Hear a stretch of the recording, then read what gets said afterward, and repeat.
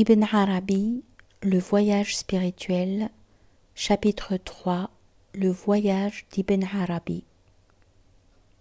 Le point de départ, le monde des éléments. Lorsque Dieu voulut me faire voyager afin de me montrer de ses signes en ses noms, à partir de mes noms, c'est là la part de notre héritage du voyage du prophète alayhi salatu wassalam. Il me retira du lieu où j'étais et me fit monter sur al-Buraq de ma contingence. Il me projeta en mes éléments et je ne vis pas ma terre m'accompagner. Le Père originel que Dieu a créé de poussière l'a prise, me fut-il alors dit. Lorsque je me séparai de l'élément eau, je perdis une partie de moi-même. Dieu a été créé d'une eau vile, me dit-on. Sa bassesse l'a humiliée et elle a collé à la poussière. Voilà pourquoi tu t'en es séparé. De moi, 2 parties manquèrent donc. Arrivé à l'élément air, l'atmosphère changea pour moi. Ce qu'il y a en toi de moi, me dit l'air, ne cesse pas d'être à moi. Il ne lui convient ni de dépasser la mesure qui est la sienne, ni d'empiéter sur un autre tapis que le sien. J'ai le droit de te réclamer ce que ta putréfaction a changé de moi. Sans elle, en effet, je ne serais pas fétide. Excellent par essence, je suis rendu répugnant par la compagnie de celui qui est mon voisin. Lorsque sa compagnie et son voisinage me rendent répugnant, c'est de lui que l'on dit « boue fétide », et sa répugnance lui revient. C'est lui en effet qui est à qualifier ainsi. C'est lui qui m'a changé dans l'odorat des gens du respire d'entre eux, les amoureux des bonnes odeurs. Pourquoi le laisserais-je auprès de moi, lui dis-je ? Afin que se retire de lui, me dit-il, cette répugnance qu'il a acquise du fait de ta pourriture, ainsi que du voisinage de ta glaise et de ton eau. Je le laissai donc auprès de lui. Quand j'arrivai à l'élément feu, il me fut dit « L'argile est venue. » Lui a-t-il été envoyé une invitation ? Oui. Et qui est avec lui ? Le Gabriel de la contrainte. Il a été forcé de voyager et de se séparer de sa constitution. Et le feu de dire « Il y a à moi, chez lui, en sa genèse, une partie de moi-même que je ne laisserai pas avec lui, étant donné qu'il est arrivé dans le domaine où mon autorité, mon pouvoir et l'influence de mon action apparaissent. » Le premier ciel, Adam. Je sortis vers le premier ciel, et de ma genèse corporelle rien ne demeura avec moi sur quoi j'aurais compté, et je n'y fis donc plus attention. Je saluai mon père Adam, qui m'interrogea à propos de ma poussière. La terre, lui dis-je, a pris sa part de moi, et à ce moment-là je suis sorti d'elle et de l'eau avec ma glaise. Oh mon enfant, ainsi les choses se sont-elles également passées pour elle avec ton père.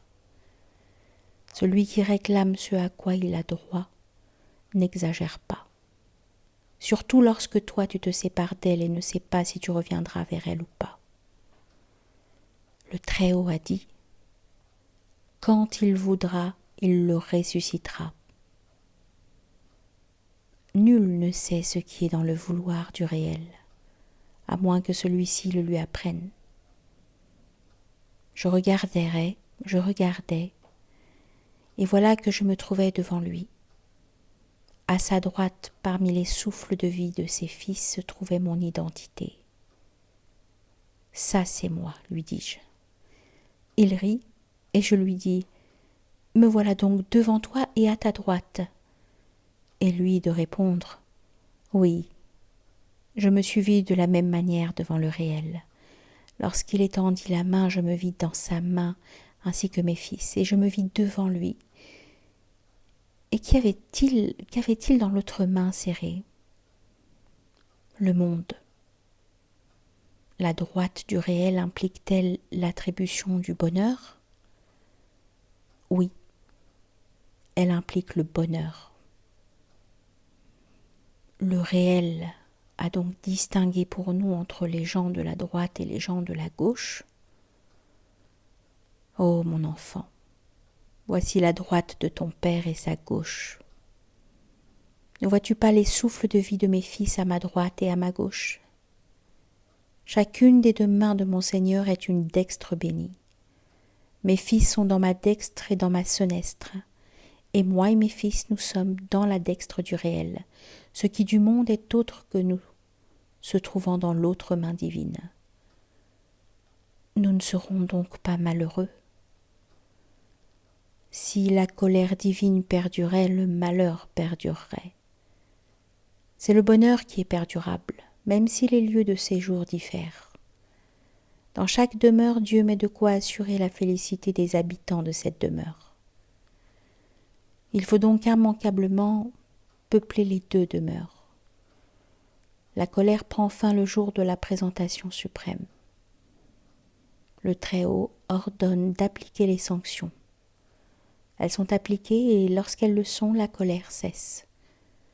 C'est en effet l'envoi du message divin qui l'a fait cesser, à savoir l'application même des sanctions contre qui fait l'objet de la colère divine.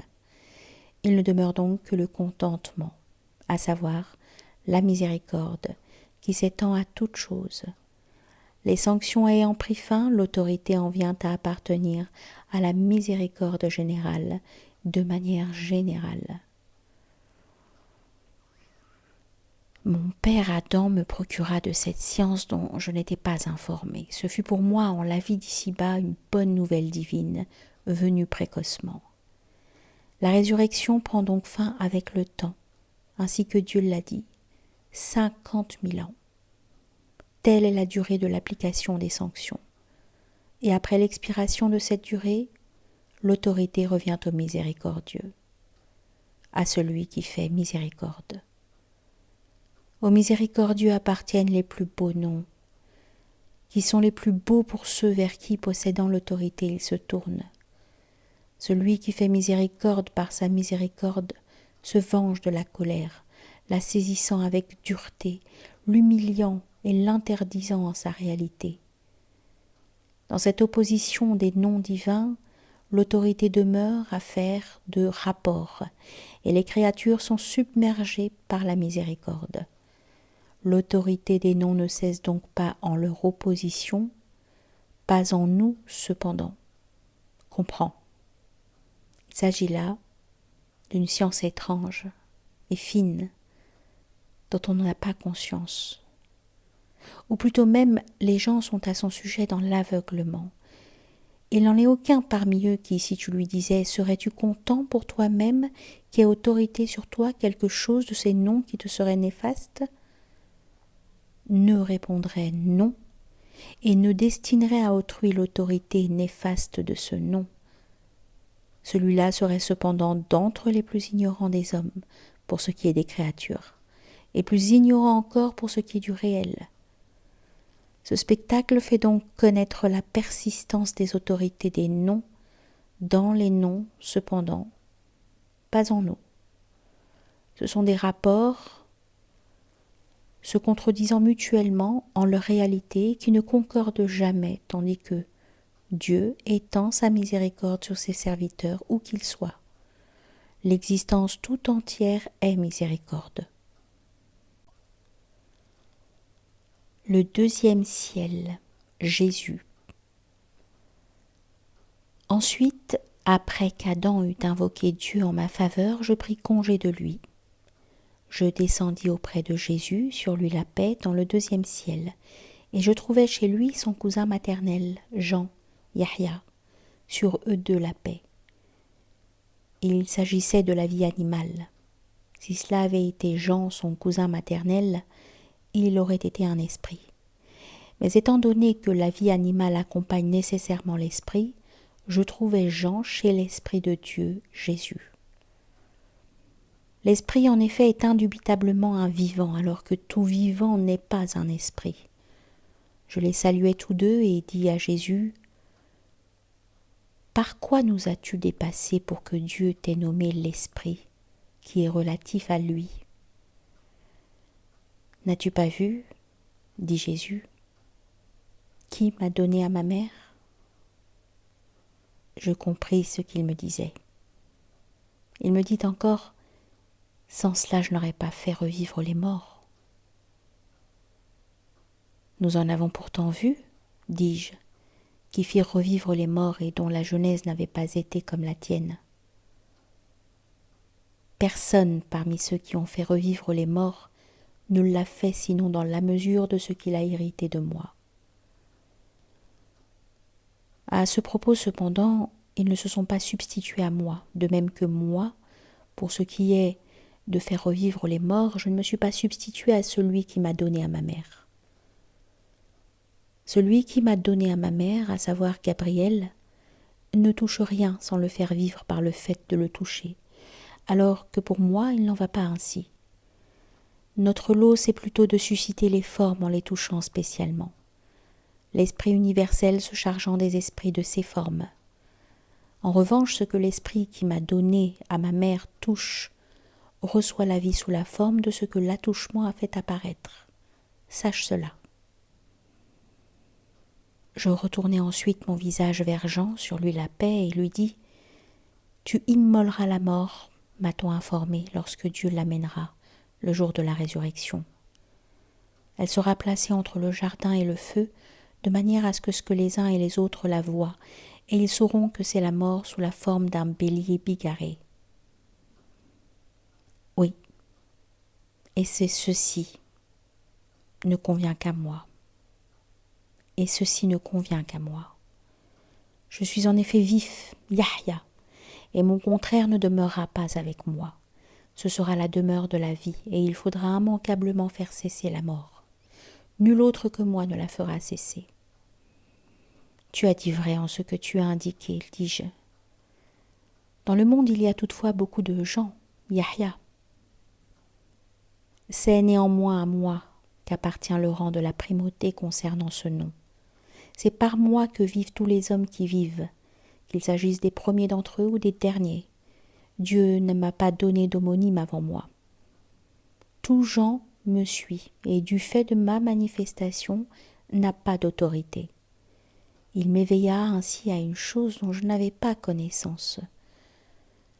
Que Dieu te récompense pour moi, lui dis-je, mieux que quelqu'un qui aurait un héritage. Je dis aussi, gloire à Dieu qui vous a réunis tous les deux dans un même ciel, je veux dire l'Esprit de Dieu, Jésus et Jean, sur eux de la paix, de manière à ce que je vous pose à tous deux une même question et que la réponse tombe en votre présence à tous deux. Vous avez tous deux reçu en propre la paix du réel. De Jésus, il a en effet été dit qu'il avait dit dans son berceau « La paix sur moi le jour où je naquis, le jour où je mourrai et le jour où je serai ressuscité vivant. » Tandis que de Jean, il a été dit « Paix sur lui le jour où il naquit, le jour où il mourra et le jour où il sera ressuscité vivant. » Jésus nous a donc de lui-même informé que la paix du réel était sur lui, tandis que c'est le réel qui nous a informé que sa paix était sur Jean. Quelle est donc la station la plus complète ? N'es-tu point des gens du Coran, me dit Jean ? Bien sûr que je suis des gens du Coran. Examine donc ce que le réel a mis de commun entre moi et mon cousin maternel.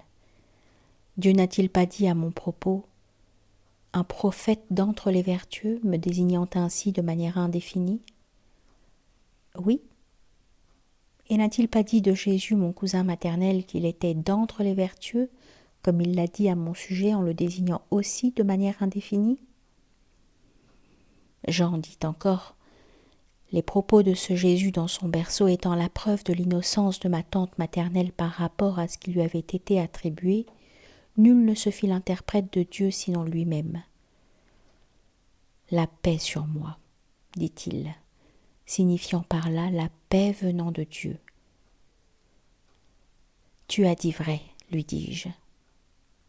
Il s'est cependant souhaité la paix de manière définie, tandis que la paix du réel t'a été adressée de manière indéfinie. Or, l'indéfini est plus général. Ce n'était pas là la définition d'une singularité, mais plutôt la définition d'un genre. Il n'y a pas de différence entre le terme paix avec le L et le A de l'article et leur absence devant lui. Moi et Jésus, pour ce qui est de la paix, nous sommes égaux, et de même pour ce qui est de la vertu.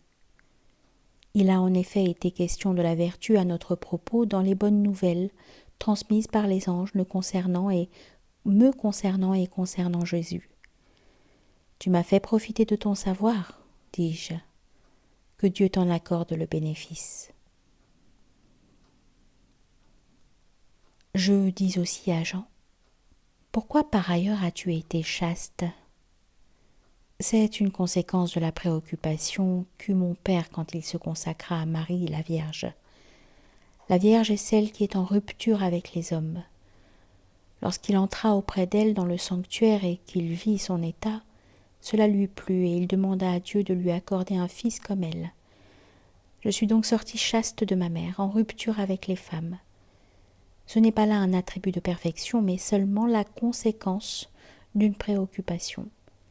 C'est en effet dans la reproduction que réside la perfection même. Le mariage du paradis ne comporte cependant pas de parturition. Ne dis pas cela, au contraire. Il y a immanquablement parturition, et la naissance en résultant, c'est une âme qui sort de l'épouse une fois terminée la conjonction. L'éjaculation du paradis, c'est en effet un vent, de même que c'est de l'eau ici-bas. Et ce vent sort sous la forme selon laquelle l'accouplement des deux époux a lieu.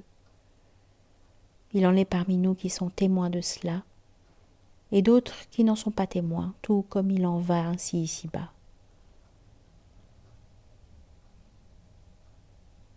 Il est monde invisible pour qui est absent à lui, et monde visible pour qui en est le témoin. Je lui dis alors, tu m'as fait profiter, que Dieu t'accorde le bénéfice de ses grâces, du savoir de ces choses. Ceci est-il ton ciel ? Lui dis-je ensuite. Non. Je viens entre Jésus et Aaron. Je suis auprès de celui-là et auprès de celui-ci, et de même auprès de Joseph et d'Idriss, sur eux de la paix.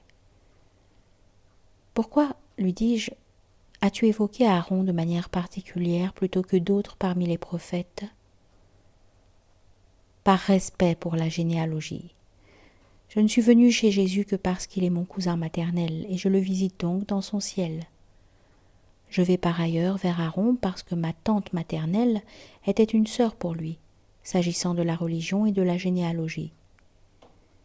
Il n'était pourtant pas son frère, dis-je. Entre deux, il y a eu en effet un long laps de temps et un monde.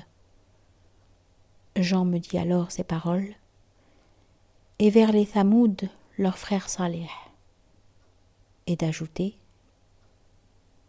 et qu'est-ce que cette fraternité ? Voyons, était-il le frère des Thamoud par son père et par sa mère pour être leur frère ? La tribu portait le nom de Thamoud. Salih était de la postérité de Thamoud. Il était donc indubitablement leur frère. Ensuite, après cela, Jean en vint à la religion. Ne vois-tu pas les gens du fourré ? Ils n'étaient pas de Madian, tandis que Chouaïb en était. Le Très-Haut a donc dit à propos de Chouaïb, frère des Madian, et vers les Madian, leur frère Chouaïb. Quant aux gens du fourré, lorsque le Très-Haut les a évoqués, il a dit, lorsque Chouaïb leur dit, il n'a pas dit leur frère, parce qu'ils n'étaient pas de Madian, tandis que Chouaïb l'était. La visite que je leur rends, à Jésus et à Aaron, est donc une manière d'honorer les liens de parenté. Je suis cependant plus proche de Jésus que d'Aaron.